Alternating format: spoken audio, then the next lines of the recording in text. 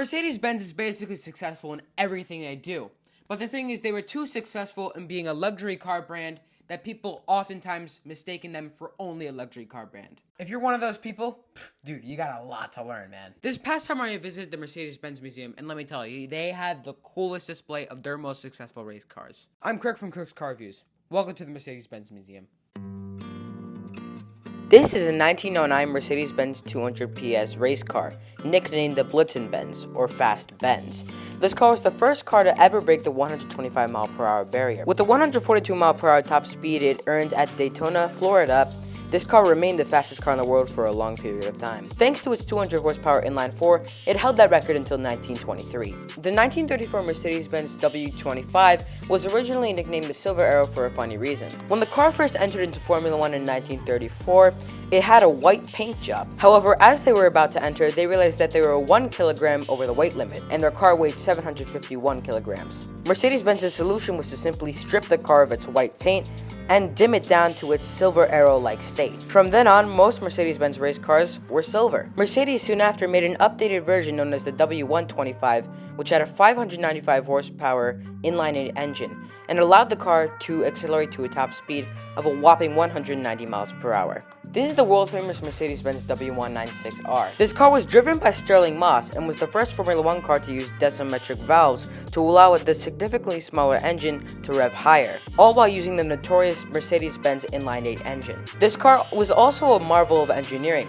It had multiple ducts and weight distribution methods that allowed it to handle better on the track. Take a look. In addition, the streamliner version with Mercedes-Benz 300 SL parts was used in Formula 1 and placed 5th in the Formula 1 World Championship of 1954. Using even more parts from the Mercedes-Benz 300 SL, they entered the Mercedes-Benz 300 SLR in the Mille Miglia. Using the same exact straight 8 engine, they placed first in the 1,000-mile race across Italy. The Mercedes-Benz 300 SL W194 was basically a Mercedes-Benz 300 SL, except with a different grille and lights. They placed this car in the Mille Miglia again, and it won, this time using a more reliable straight 6 engine. God, that's a lot of cars to go over. Moving on, this is a 2014 Mercedes-Benz F1 W05 Hybrid. With its turbocharged power, hybrid system, and its drivers such as Michael Schumacher and Lewis Hamilton, it was extremely successful. With those three elements combined, Mercedes-Benz practically won every single race they competed in Formula 1. For a very short period of time, Mercedes-Benz was actually a rally car team. This example here is a Mercedes-Benz 300 SE. Using its inline 6 engine and 4-speed transmission and extremely grippy tires, this car was very successful in rally racing. When Mercedes-Benz realized that people were buying their W123 model because you could practically drive it off a cliff and it will still work, Mercedes-Benz lifted its suspension, gave it off-road rally lights, gave it off-road grippy tires, and sent it over to East Africa to see how it would perform. And it performed well. I'm not exactly sure why this car is in the Mercedes racing section of the museum, but it is still cool to look at. It's a very cute little Mercedes-Benz coupe car from 1939.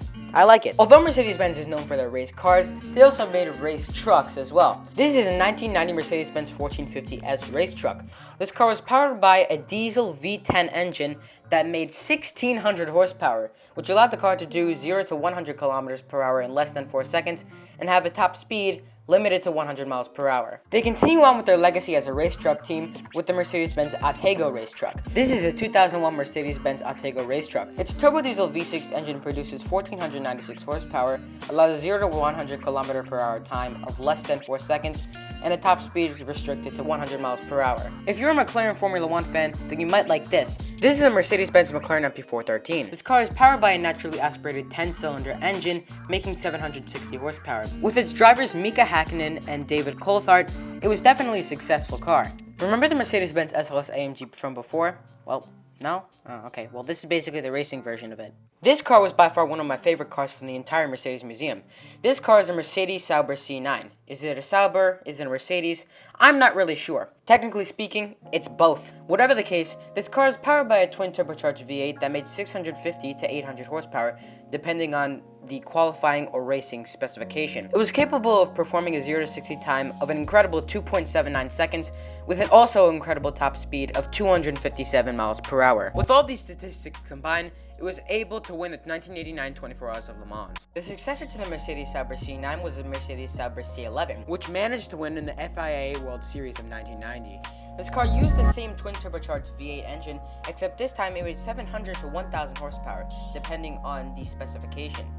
It did 0 to 60 in less than 2.5 seconds, and had a reduced top speed of 248 miles per hour because of its tweaked and improved aerodynamics. You know, I was actually kind of shocked to find out that it was able to make 5,879 pounds worth of downforce. This is a legendary Mercedes-Benz CLK GTR with a CLK sportswear livery. This car is powered by a massive 6.9-liter V12 that was able to make 612 horsepower. It was able to perform a 0 to 60 time of 3.8 seconds and have a top speed of 198 to 213 miles per hour, depending on the race specification. Altogether, this was enough to get the Mercedes-Benz CLK GTR a win in the 1997 and 1998 FIA GT Championships. This is a Mercedes-Benz C-Class DTM with a D2 livery. This car is powered by a 476 to 500 horsepower 90-degree V8 engine. One thing that made the Mercedes-Benz C-Class DTM successful in racing was its special water-cooled brakes. As we're on the topic of DTM cars, this is a Mercedes-Benz C63 DTM. This car is powered by a similar 493 horsepower V8 engine. Mercedes being Mercedes made this car successful. Another successful Mercedes-Benz DTM car was a Mercedes-Benz Evo 2. Although its inline-4 engine only made 202 horsepower, it was pretty light and had really efficient aerodynamics, which was what made this car extremely successful. Sorry for the grainy footage, by the way, I can't get a better video. This is a Mercedes-Benz F1 W11 EQ Performance. This car is powered by a turbocharged V6 engine plus electric motors, making a total output of over 1,000 horsepower. In the 2020 season, this car was driven by George Russell, Lewis Hamilton, and Valtteri Bottas. It won 13 races, placed in 15 pole positions, and got 9 fastest laps in 17 races. Similar to Formula 1 cars are Indy cars, and behold the most controversial of them all. This is the Mercedes Penske PC23. This car is powered by a 3.4-liter twin-turbocharged V8 engine that makes over 1,000 horsepower. Thanks to this, it would achieve a top speed of more than 250 miles per hour during races. When it was first released to compete in the IndyCar series in 1994, it won 12 of the 16 races that season. Because of its suspicious success, they banned it the next year. This is a 1938 Mercedes-Benz W154. Thanks to its supercharged V12 making 476 horsepower, it was able to win the 1938 and 1939 European Championships in Formula 1.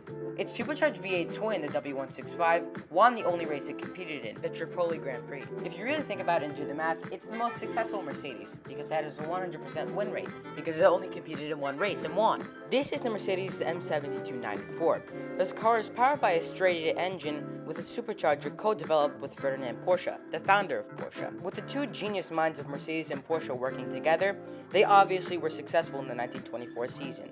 This is a 1914 Mercedes Type 18100 Grand Prix car. This car is powered by a 4.5-liter four-cylinder engine making 115 horsepower. Considering it only weighs 2,500 pounds and has a live rear axle instead of a chain drive rear axle, it was faster and more efficient compared to its competitors. This is a 1908 Mercedes-Benz 120 PS Grand Prix car. Thanks to its massive 14.4-liter 120 horsepower four-cylinder engine, it was definitely a successful car. For reference, a 14.4-liter engine is bigger than a semi-truck's engine. Last but not least, behold Mercedes' very first race cars. This is a Daimler Phoenix, the fastest car of the 1890s, and the one that started this entire room, the Benz 14 PS. And with that, my Mercedes-Benz Museum video series comes to a close. Thank you all so much for watching this video, and I hope to see you next time. Bye.